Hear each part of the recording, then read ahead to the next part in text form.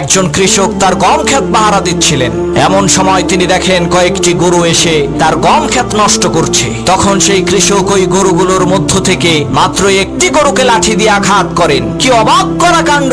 ওই একটি গরুকে লাঠি দিয়ে আঘাত করার কারণে সবগুলো গরু সেই গম ক্ষেত থেকে পালিয়ে চলে যায়। গরুর এই কাণ্ড দেখে সেই কৃষক খুবই অবাক হলেন এবং বলতে লাগলেন, হায় আফসোস, আমরা মানব জাতিরা কতই না হতভাগা, আমরা তো গরুর চাইতেও নিকৃষ্ট।